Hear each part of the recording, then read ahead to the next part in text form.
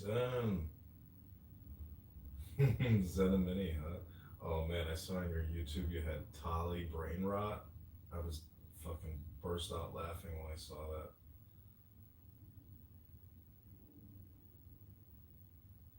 Shoot. You know, it's not just her though, it's everybody. I mean, maybe not you because you don't speak, but like, if you come on here to speak, oh yeah.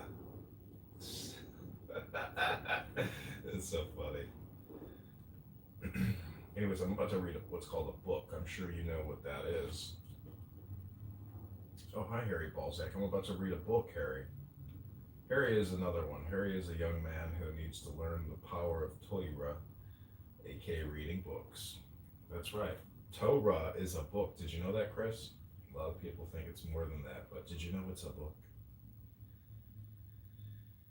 All right, so I'm creating an X space. Marcus Aurelius. Mike. Meditation. Read by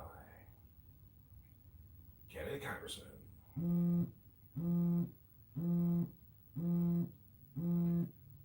My Batman line is ringing. If you want to record this, Chris, please do so. I would appreciate it if you put this on YouTube. John Kitover reads Marcus Aurelius Meditations. This is going to go for an hour. Then I got to get ready to hit the road. Gonna go on Illinois State. Going, Harry, are you here, Harry? Do you know that you can read a book here on Clubhouse? You don't have to talk all the time, Harry. You don't have to get angry and scream at all these retards every day. You can read a book, Harry. That's an option for you. Did you know it's a good option? That's right. Really?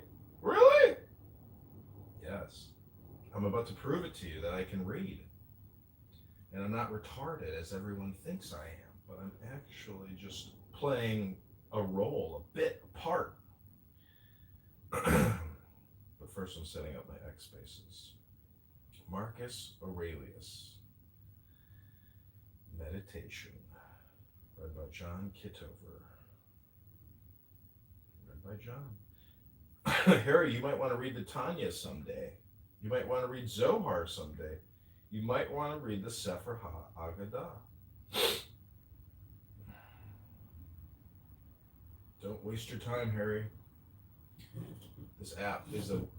Yesterday I had a breakthrough revelation. I realized that I was just in a psych ward, in a room in a hospital with a bunch of rejects who didn't know what to do with their dopamine, so they were here on this app.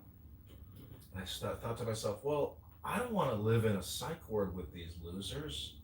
I want to have a life. I want to be happy. I want to have a wife. I want to have money. I want to have a house. I want to have a job. I want to be a man. I don't want to live here on Cloud House with these losers.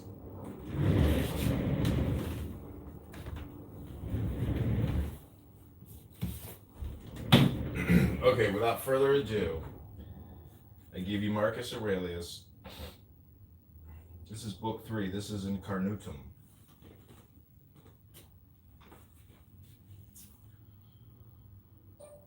We ought to consider not only that our life is daily wasting away, and a smaller part of it is left, but another thing also must be taken into the account, that if a man should live longer, it is quite uncertain whether the understanding will still continue, sufficient for the comprehension of things, and the power of contemplation which strives to acquire the knowledge of the divine and the human. For if he shall begin to fall into dotage, perspiration and nutrition and imagination, and appetite and whatever else there is of the kind will not fail, but the power of making use of ourselves, and filling up the measure of our duty, and clearly separating all appearances, and considering whether a man should now depart from life, and whatever else of the kind absolutely requires a disciplined reason. All this is already extinguished. We must make haste then, not only because we are daily nearer to death, but also because the conception of things and the understanding of them cease first.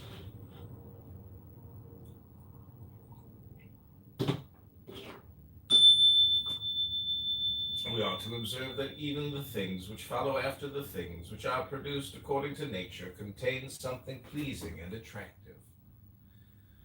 For instance, when bread is baked, some parts are split at the surface, and these parts, which thus open and have a certain fashion contrary to the purpose of the baker's art, are beautiful in a manner, and in a peculiar way excite a desire for eating. Again, figs, when they are quite ripe, gape open, and in the ripe olives the very circumstance of their being near to rottenness adds a peculiar beauty to the fruit. And the ears of corn bending down, and the lion's eyebrow, and the foam which flows from the mouth of wild boars, and many other things, though they are far from being beautiful if a man should examine them severely, still, because they are consequent upon the things which are formed by nature, help to adorn them, and they please the mind, so that if a man should have a feeling and deeper insight with respect to the things which are produced in the universe, there is hardly one of those which follow by way of consequence, which will not seem to him to be in a manner disposed so as to give pleasure. And so he will see even the real gaping jaws of wild beasts here on Clown House with no less pleasure than those which painters and sculptors show by imitation. And in an old woman and an old man he will be able to see a certain maturity and comeliness, and the attractive loveliness of a young persons he will be able to look on with chaste eyes. And many such things will present themselves, not pleasing to every man, but to him only who has become truly familiar with nature and her works.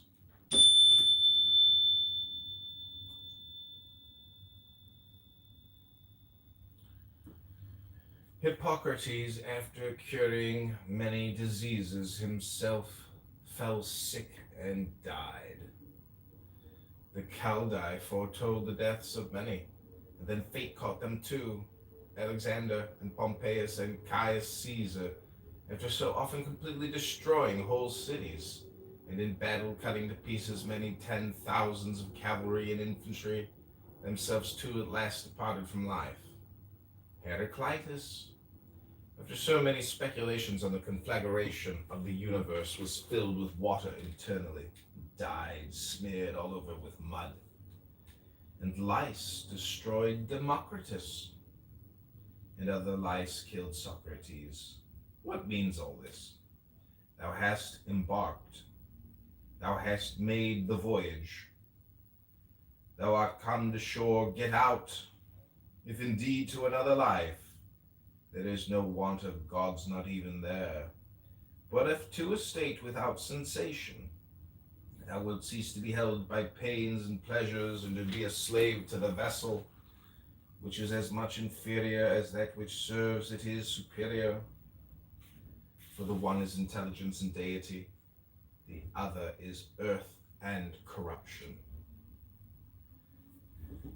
Do not waste the remainder of thy life in thoughts about others on Clown House, when thou dost not refer thy thoughts to some object of common utility. For thou losest the opportunity of doing something else when thou hast such thoughts as these. What is such a person doing, and why? And what is he saying? And what is he thinking of? And what is he contriving? And whatever else of the kind makes us wander from the observation of our own ruling power. We ought then to check in the series of our thoughts everything that is without a purpose and useless. Most of all, the over-curious feeling and the malignant. And the man should use himself to think of those things only about which, if one should suddenly ask, "What hast thou now in thy thoughts?" with perfect openness thou mightest immediately answer, "This or that." So that from thy words it should be plain that everything in thee is simple and benevolent, and such as befits a social animal, and one that cares not for thoughts about pleasure or sensual enjoyments at all, nor has any rivalry or envy and suspicion, or anything else for which thou wouldst blush, if thou shouldst say that thou hadst it in thy mind. For the man who is such and no longer delays being among the number of the best, is like a priest and minister of the gods, using too the deity which is planted within him. which makes the man uncontaminated by pleasure, unharmed by any pain, untouched by any insult, feeling no wrong, a fighter in the noblest fight, one who cannot be overpowered by any passion, died deep with justice, accepting with all his soul everything which happens and is assigned to him as his portion, and not often nor yet without great necessity and for the general interest, imagining what another says or does or thinks, for it is only what belongs to himself that he makes the matter for his activity. He constantly thinks of that which is allotted to himself out of the sum total of things, and he makes his own acts fair, and he is persuaded that his own portion is good. For the lot which is assigned to each man is carried along with him, carries him along with it. And he remembers also that every rational animal is his kinsman, and that to care for all men is according to man's nature, and the man should hold on to the opinion not of all, but of those only who confessedly live according to nature. But as to those who live not so, he always bears in mind what kind of men they are, both at home and from home, both by night and by day, and what they are and with what men live an impure life. Accordingly, he does not value at all the praise which comes from such men, since they are not even satisfied with themselves.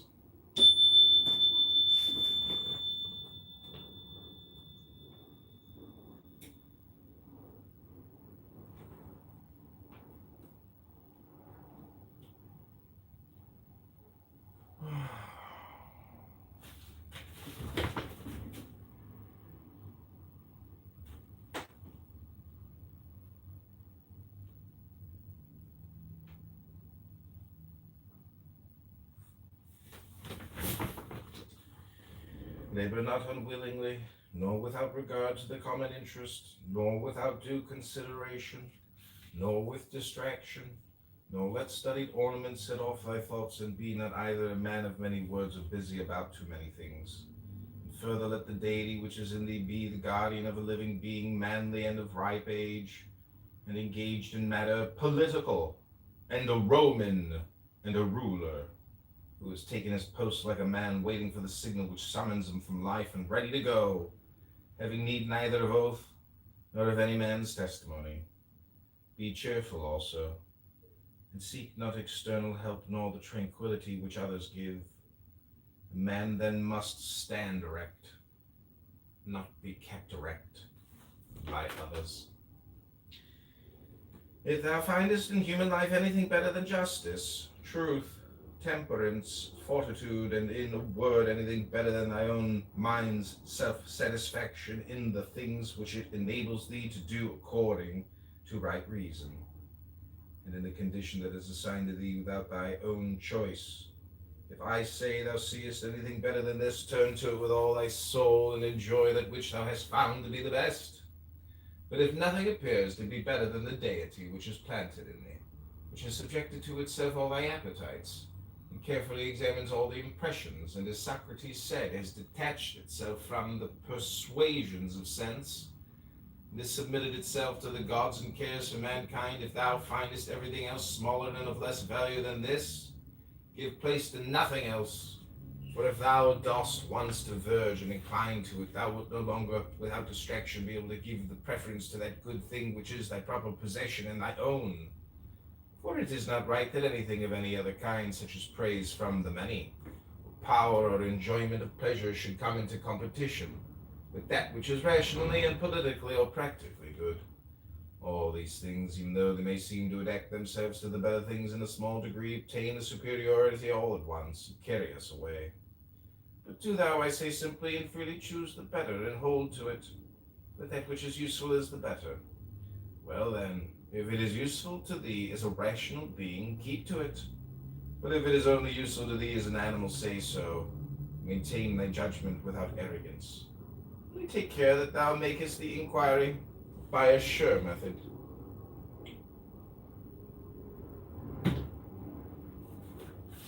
Never value anything as profitable to thyself which shall compel thee to break thy promise, to lose thy self-respect, to hate any man, to suspect, to curse, to act the hypocrite, to desire anything which needs walls and curtains. For he who has preferred to everything intelligence and daemon, and the worship of its excellence, acts no tragic part, does not groan, will not need either solitude or much company. And what is chief of all, he will live without either pursuing or flying from death. But whether for a longer or a shorter time he shall have the soul enclosed in the body, he cares not at all, for even if he must depart immediately, he will go as readily as if he were going to do anything else which can be done with decency and order, taking care of this only all through life, that his thoughts turn not away from anything which belongs to an intelligent animal and a member of a civil community. In the mind of one who is chastened, purified, thou wilt find no corrupt matter, nor impurity, nor any sore skinned over. Nor is his life incomplete when fate overtakes him. As one may say of an actor who leaves the stage before ending and finishing the play. Besides, there is in him nothing servile, nor affected, nor too closely bound to other things, nor yet detached from other things, nothing worthy of blame, nothing which seeks a hiding place. Reverence, the faculty which produces opinion. On this faculty it entirely depends whether there shall exist in thy ruling part any opinion inconsistent with nature and the constitution of the rational animal. This faculty promises freedom from hasty judgment, friendship towards men, and obedience to the gods. Throwing away then all things, hold to these only which are few, and besides bear in mind that every man lives only this present time, which is an indivisible point, and that all the rest of his life is either past or it is uncertain. Short then is the time which every man lives, and small the nook of the earth where he lives, short too the longest posthumous fame, and even this only continued by a succession of poor human beings who will die very soon, and who know not even themselves, much less him who died long ago.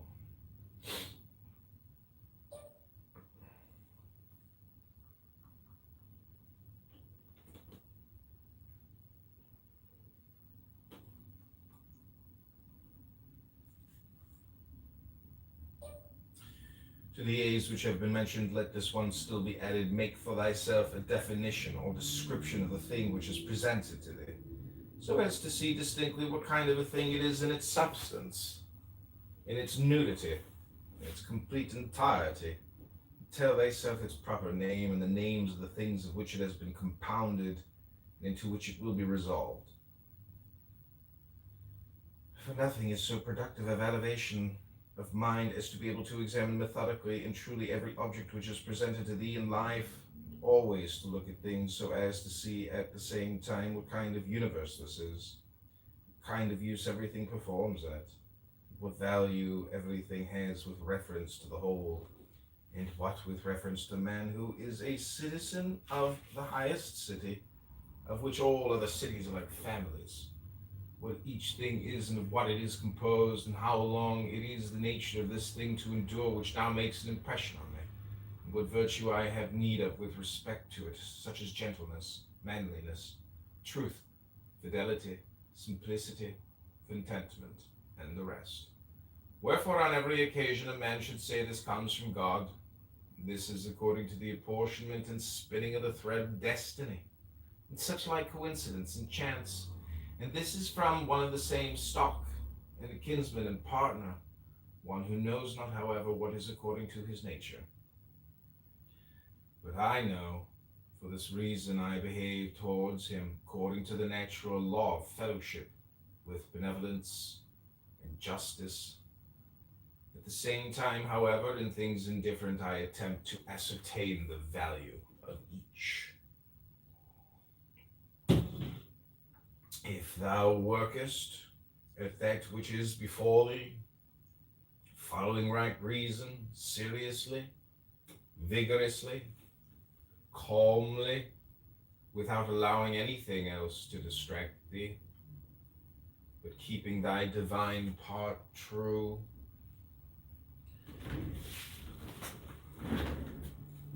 As if thou shouldst be bound to give it back immediately.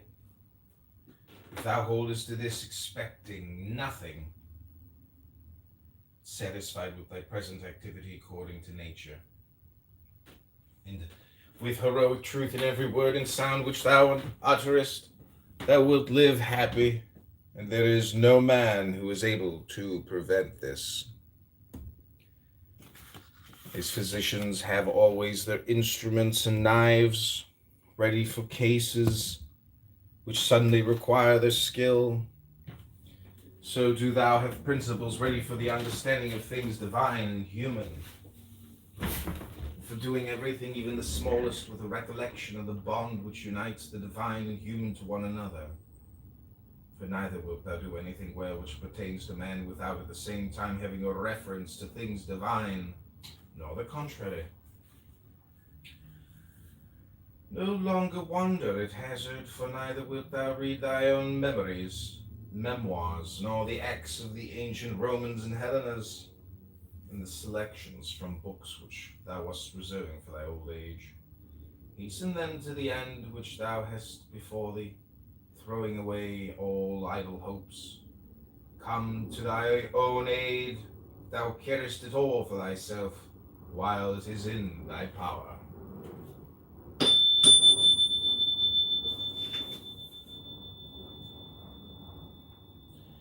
They know not how many things are signified by the words stealing, sowing, buying, keeping quiet, seeing what ought to be done. For this is not affected by the eyes, but by another kind of vision. Body, soul, intelligence. To the body belong sensations, to the soul appetites, to the intelligence principles. To receive the impressions of forms by means of appearances belongs even to animals. To be pulled by the strings of desire belongs both to wild beasts and to men who have made themselves into women, and to a Phalaris and a Nero. And to have the intelligence that guides to the things which appear suitable belongs also to those who do not believe in the gods, and who betray their country, do their impure deeds when they have shut the doors. Then everything else is common to all that I have mentioned. There remains that which is peculiar to the good man, to be pleased and content with what happens and with the thread which is spun for him, and not to defile the divinity which is planted in his breast, nor disturb it by a crowd of images, but to preserve it tranquil, following it obediently as a god, neither saying anything contrary to the truth, nor doing anything contrary to justice.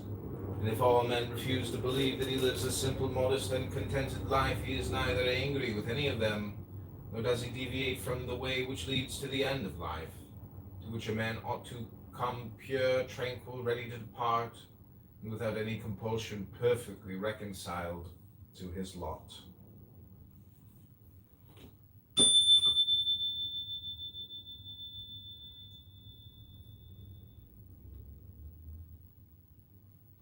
That which rules within, when it is according to nature, is so affected with respect to the events which happen, that it is always easily adapts itself to that which is and is presented to it, for it requires no definite material, but it moves towards its purpose.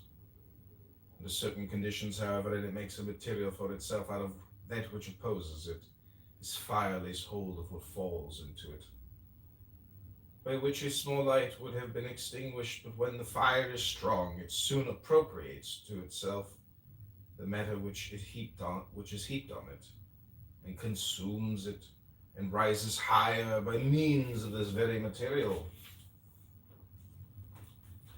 Let no act be done without a purpose, nor otherwise than according to the perfect principles of art.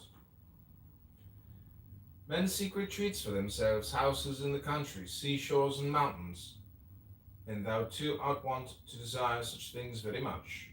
But this is altogether a mark of the most common sort of men.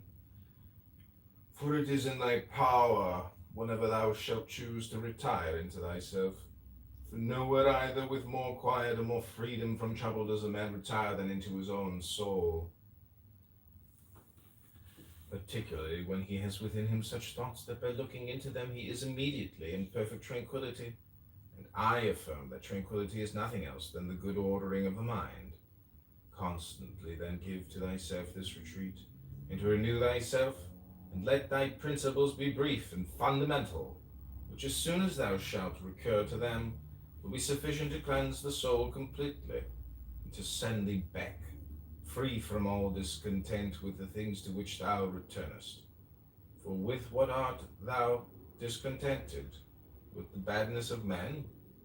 Recall to thy mind this conclusion that rational animals exist for one another, and that to endure is a part of justice, and that men do wrong involuntarily, and consider how many already, after mutual enmity, suspicion, hatred, and fighting, have been stretched dead, reduced to ashes, and be quiet at last.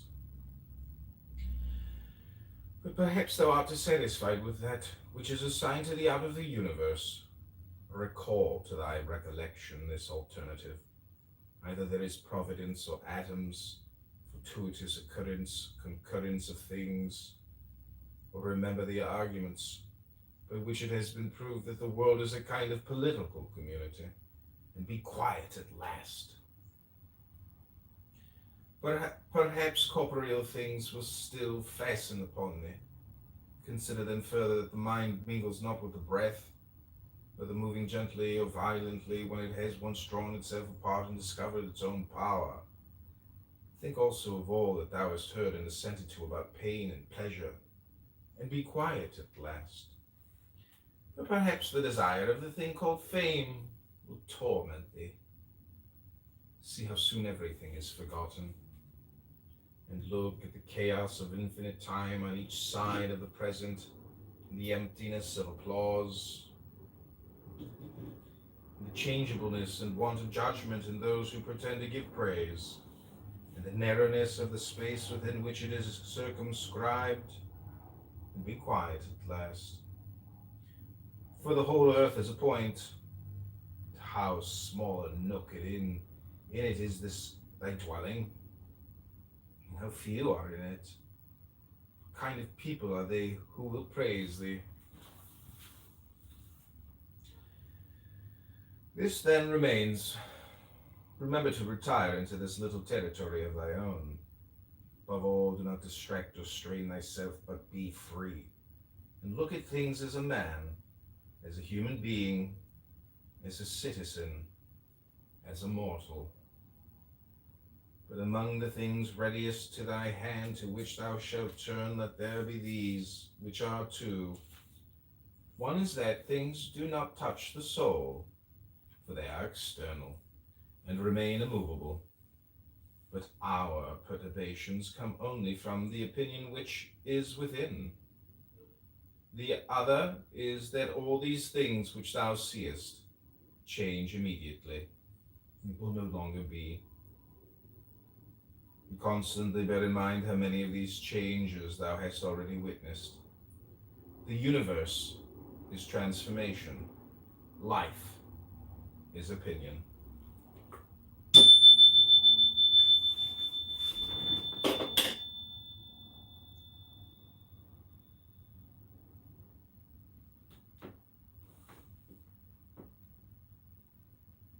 Okay, I'm going to take a reading break. That's 20-minute, it's about 20 minutes. I'm going to do a playback as I take this break.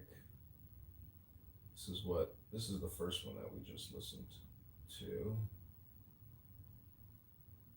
We ought to consider not only that our life is daily wasting away, and a smaller part of it is left, but another thing also must be taken into the account, that if a man should live longer, it is quite uncertain whether the understanding will still continue sufficient for the comprehension of things, and retain the power of contemplation which strives to acquire the knowledge of the divine and the human.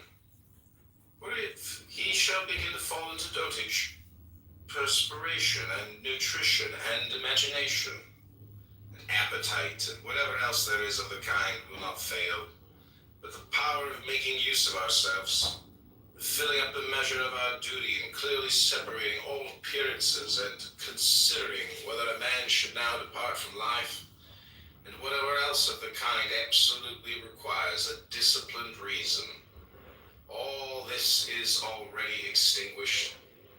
We must make haste then, not only because we are daily nearer to death, but also because the conception of things and the understanding of them cease first.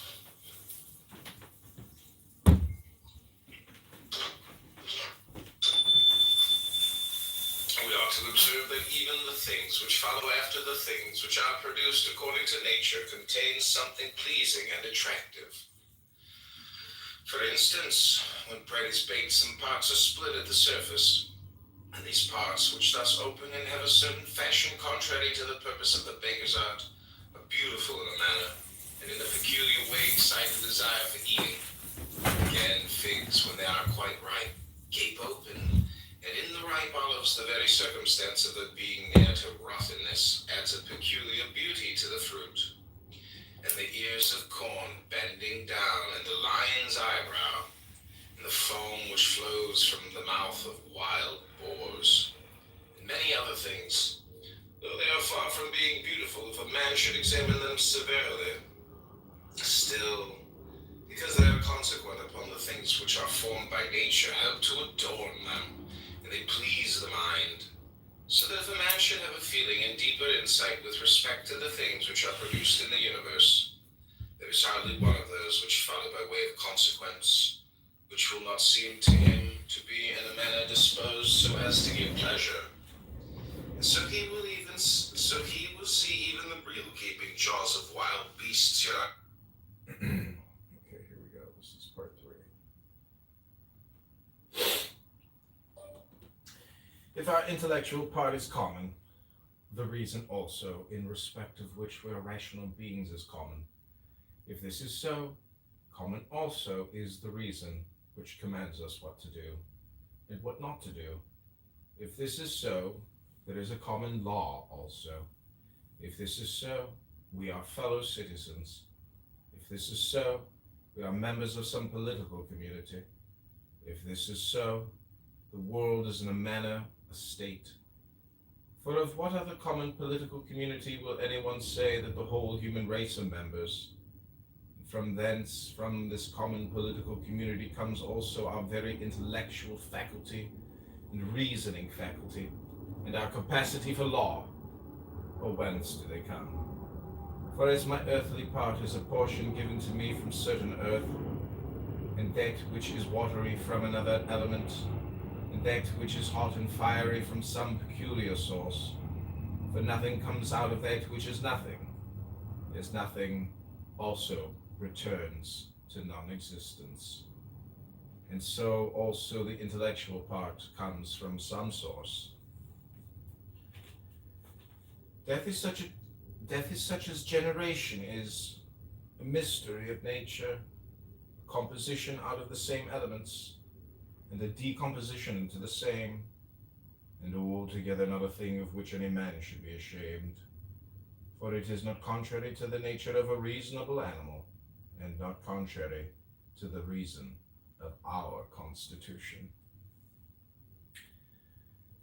It is natural that these things should be done by such persons. It is a matter of necessity, and if a man will not have it so, he will not allow the fig tree to have juice.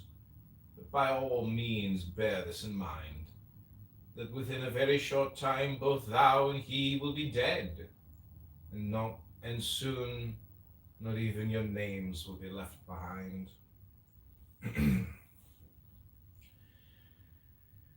Take away thy opinion, and then there is taken away the complaint.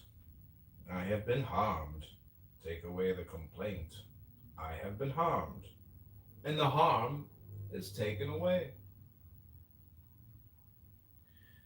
That which does not make a man worse than he was, also does not make his life worse, nor does it harm him either from without or from within. The nature of that which is universally useful has been compelled to do this.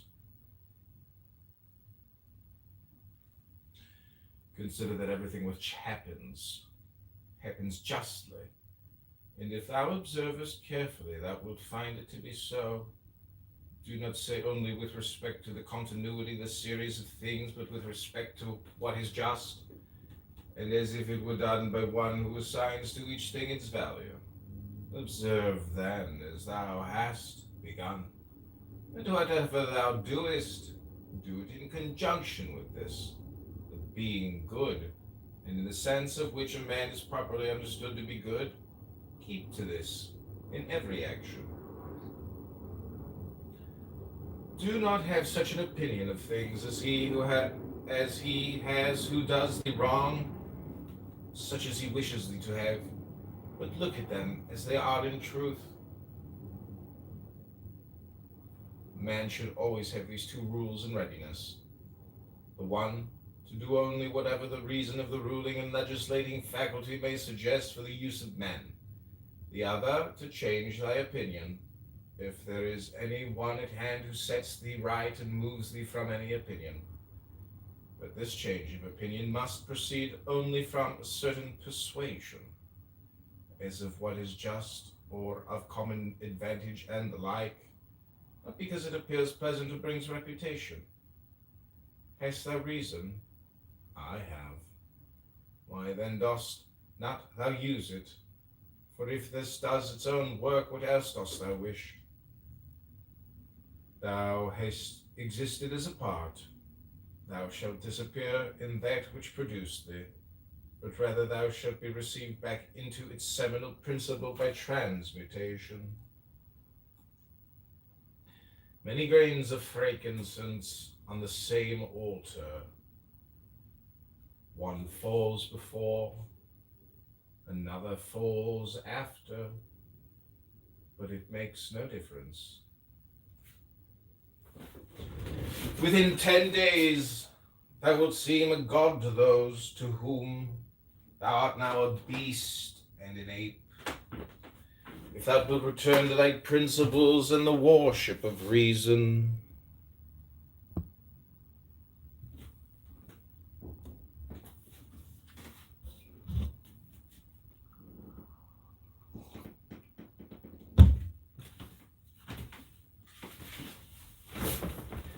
Do not act as if thou wert going to live 10,000 years. Death hangs over thee. While thou livest, while it is in thy power, be good.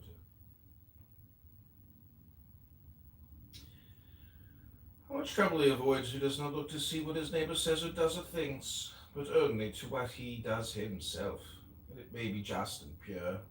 For as Agathon says, look not round at the depraved morals of others, but run straight along the line without deviating from it. He who has a vehement desire for posthumous fame does not consider that every one of those who remember him will himself also die very soon. Then again also they who have succeeded them, till the whole remembrance shall have been extinguished, as it is transmitted through men who foolishly admire, perish. But suppose that those who will remember are even immortal, that the remembrance will be immortal. What then is this to thee? And I say not what it is to the dead, but what is it to the living? What is praise, except indeed so far as it has a certain utility? For thou now rejectest unseasonably the gift of nature, clinging to something else. Everything which is in any way beautiful is beautiful in itself, terminates in itself, not having praise as part of itself. Neither worse then nor better is a thing made by being praised. I affirm this also of the things which are called beautiful by the vulgar, for example, material things and works of art. It which is really beautiful has no need of anything, not more than law, not more than truth, not more than benevolence or modesty. Which of these things is beautiful because it is praised, or spoiled by being blamed? Is such a thing as an emerald made worse than it was, if it is not praised? Or gold, ivory, purple, or lear a little knife, a flower, a shrub. If souls continue to exist, how does the air contain them from eternity? But how does the earth contain the bodies of those who have been buried from times so remote? For as here the mutation of these bodies after a certain continuance, whatever it may be in the dissolution, make room for other dead bodies, so the souls which are removed into the air after subsisting for some time are transmuted and diffused and assume fiery nature, by being received into the seminal intelligence of the universe. In this way make room for the fresh souls which come to dwell there. And this is the answer which a man might give on the hypothesis of souls continuing to exist. But we must not only think the number of bodies which are thus buried, but also of the number of animals which are daily eaten by us and the other animals. For what a number is consumed, and thus in a manner buried in the bodies of those who feed on them, nevertheless this earth receives them by reason of the changes of these bodies into blood, and the transformations into the aerial or the fiery element. What is the investigation into the truth in this matter? The division into that which is material and that which is the cause of form, the formal. Do not be whirled about, but in every movement have respect to justice, and on the occasion of every impression maintain the faculty of comprehension or understanding. Everything harmonizes with me, which is harmonious to thee, O universe. Nothing for me is too early, nor too late, which is in due time for thee. Everything is fruit to me, which thy seasons bring. O nature, from thee are all things. In thee are all things. To thee all things return. Poet says, dear city of Cecrops, and wilt not thou say, dear city of Zeus? Occupy thyself with few things, says the philosopher, if thou wouldst be tranquil. But consider if it would not be better to say, do what is necessary, and whatever the reason of the animal which is naturally social requires, and as it requires, for this brings not only the tranquility which comes from doing well, but also that which comes from doing few things. For the greatest part of what we say and do being unnecessary, if a man takes this away, he will have more leisure and less uneasiness. Accordingly, on every occasion a man should ask himself, is this one of the unnecessary things? No, a man should take away not only unnecessary acts, but also unnecessary thoughts. For thus, superfluous acts will not follow after.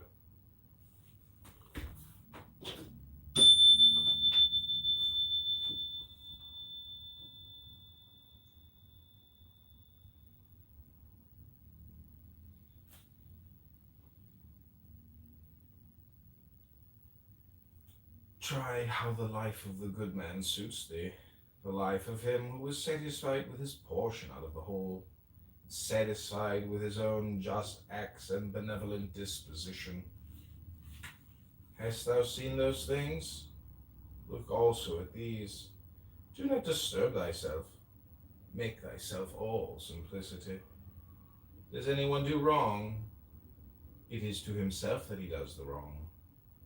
Has anything happened to thee?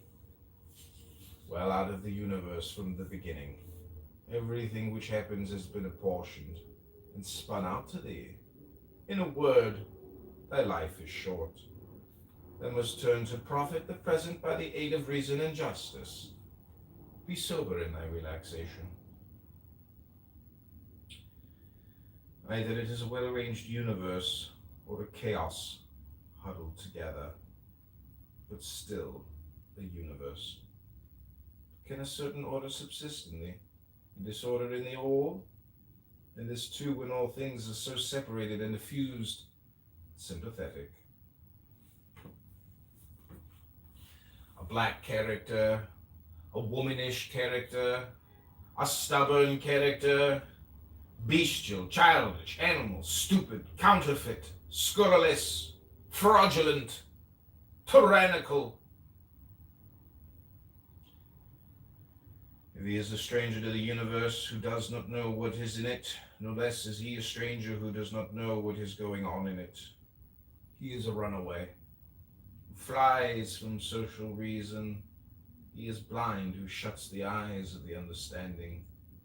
He is poor, who has need of another and has not from himself all things which are useful for life. He is an abscess on the universe who withdraws and separates himself from the reason of our common nature through being displeased with the things which happen. For the same nature produces this and has produced thee too. He is a piece rent asunder from the state, who tears his own soul from that of reasonable animals, which is one. The one is a philosopher without a tunic, and the other without a book. Here is another half naked. Bread I have not, he says, and I abide by reason. They do not get the means of living out of my learning, and I abide by my reason. Love the art, poor as it may be, which thou hast learned. Be content with it, and pass through the rest of life like one who is entrusted to the gods with his whole soul, all that he has, making thyself neither the tyrant nor the slave of any man. Consider, for example, the times of Vespasian. Thou wilt see all these things: people marrying, bringing up children, sick, dying, warring, feasting, trafficking, cultivating the ground, flattering, obstinately, arrogant, suspecting, plotting, wishing for some to die, grumbling about the present, loving, heaping up treasure, desiring consulship, kingly power. Well then, the life of these people no longer exists at all.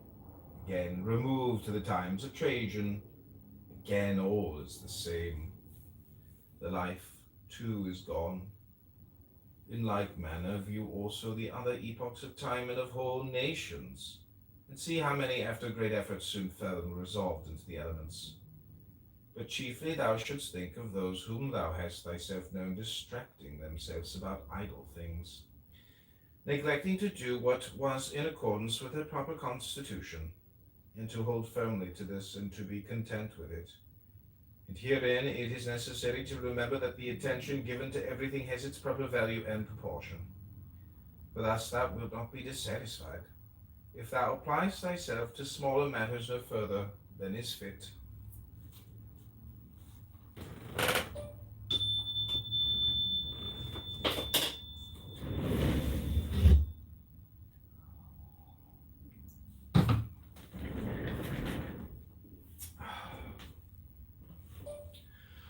The words which were formerly familiar are now antiquated, so also the names of those who were famed of old, now in a manner antiquated.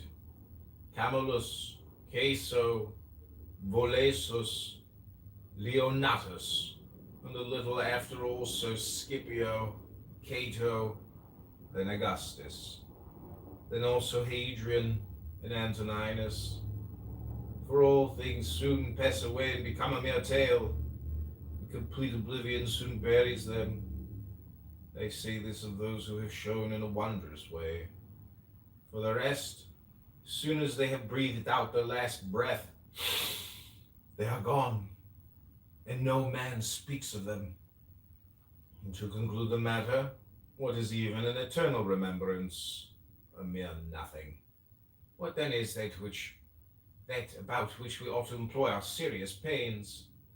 This one thing: thoughts just, and acts social, and words which never lie, and a disposition which gladly accepts all that happens as necessary as usual, It's flowing from a principle and source of the same kind. Willingly give thyself up to Clotho, one of the fates, allowing her to spin thy thread into whatever things she pleases.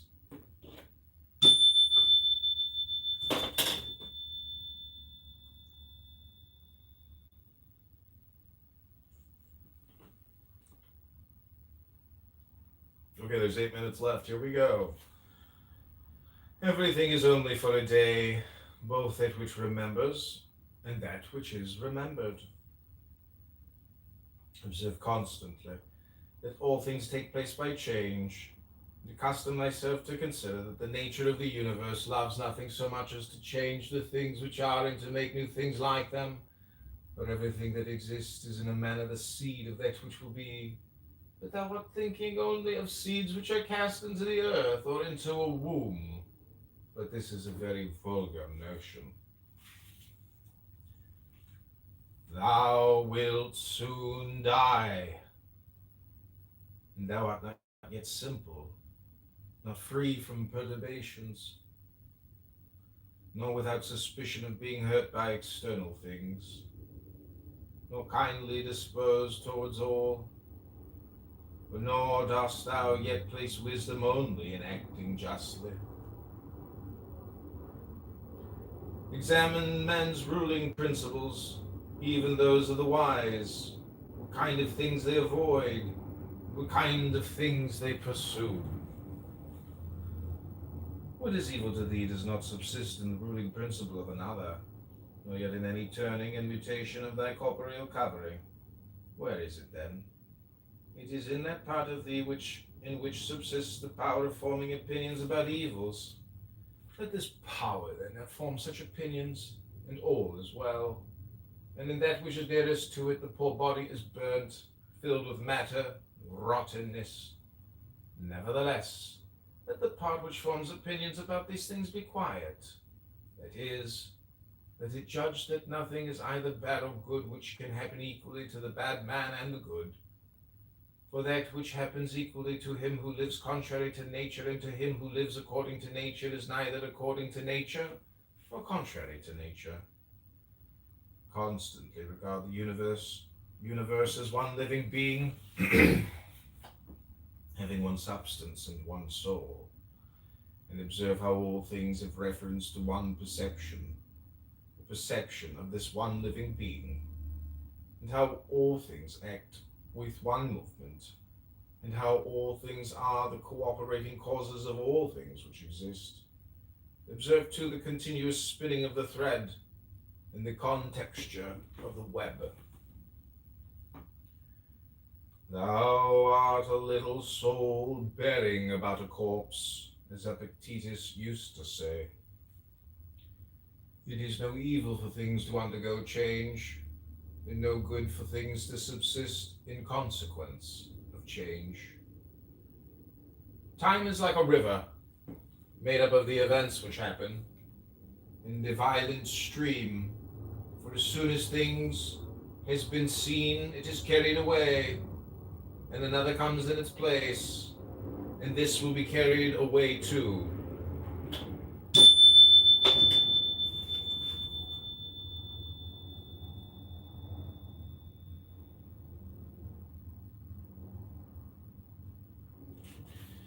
Everything which happens is as familiar and well known as the rose in spring and the fruit in the summer, for such as disease and death and calumny, treachery, and whatever else delights fools and vexes them. In the series of things, those which follow are always aptly fitted to those which have gone before, for this series is not like a mere enumeration of disjointed things, which has only a necessary sequence, but it is a rational connection. It is all existing things are arranged together harmoniously, so the things which come into existence exhibit no mere succession, but a certain wonderful relationship. Always remember the saying of Heraclitus, that the death of earth is to become water, the death of water is to become air, and the death of air is to become fire. and reversely. And think too of him who forgets whither the way leads, that men quarrel with that with which they are most constantly in communion. The reason which governs the universe and the things which daily meet with seem to them strange, and consider that we ought not to act and speak as if we were asleep. For even in sleep we seem to act and sleep and speak, and that we ought not, like children who learn from their parents, simply to act and speak as we have been taught. If any god told thee that thou shalt die tomorrow, certainly on the day after tomorrow, thou wouldst not care much whether it was on the third day or on the morrow, unless thou wast in the highest degree mean-spirited. For how small is the difference? So think it no great thing to die after as many years as thou canst name rather than tomorrow.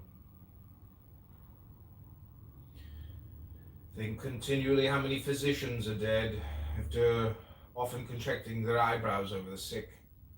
How many astrologers, after predicting with great pretensions the deaths of others.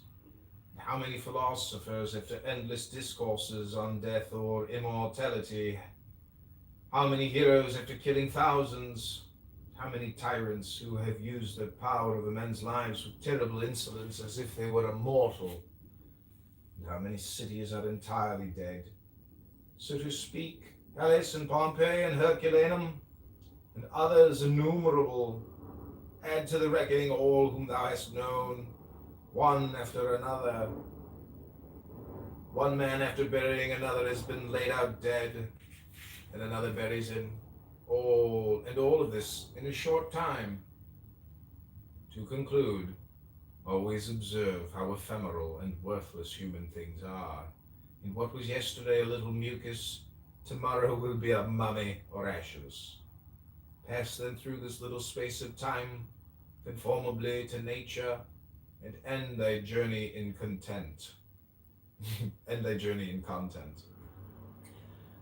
Just as an olive falls off when it is ripe, blessing nature who produced it, and thanking the tree on which it grew. Be like the promontory against which the waves continually break, but it stands firm and tames the fury of the water around it. Unhappy am I because this has happened to me. Not so, but happy am I, though this has happened to me, because I continue free from pain, neither crushed by the present nor fearing the future. Such a thing as this might have happened to every man, but every man would not have continued free from pain on such an occasion. Why then is that rather a misfortune than this a good fortune? And dost thou in all cases call that a man's misfortune which is not a deviation from man's nature? And does a thing seem to thee to be a deviation from man's nature, when it is not contrary to the will of man's nature? Well, thou knowest the will of nature. Will then this which has happened prevent thee from being just, magnanimous, temperate, prudent, secure against inconsiderate opinions and falsehood? Will it prevent thee from having modesty, freedom, and everything else, by the presence of which man's nature obtains all that is its own? Remember too, on every occasion which leads thee to vexation, to apply this principle. Not that this is a misfortune, but that to bear it nobly is good fortune. It is a vulgar, but still a useful help towards contempt of death, to pass in review those who have tenaciously stuck to life. What more then have they gained than those who have died early? Certainly they lie in their tombs somewhere at last. Cadicianus, Fabianus, Julianus, Lepidus, or anyone else like them, who have carried out many to be buried and then were carried out themselves. Altogether, the interval is small between birth and death. And consider how much trouble, and in company of with what sort of people, and in what feeble body this interval is laboriously passed. Do not then consider life a thing of any value. For look to the immensity of time behind thee, and to the time which is before thee, another boundless space. In this infinity, then, what is the difference between him who lives 3 days and him who lives 3 generations?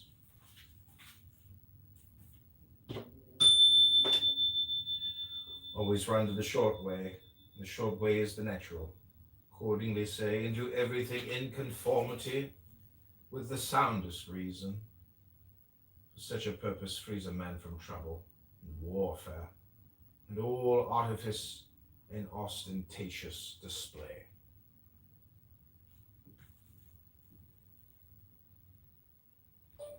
Okay, this is candidate Congressman John Kitover.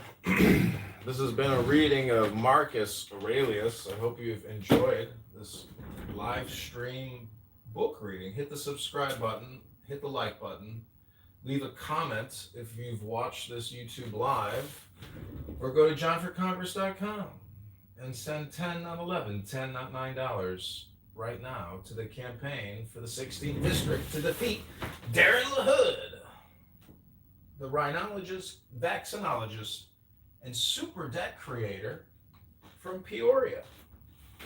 A Catholic on a mission to destroy the nation. Hope you've enjoyed.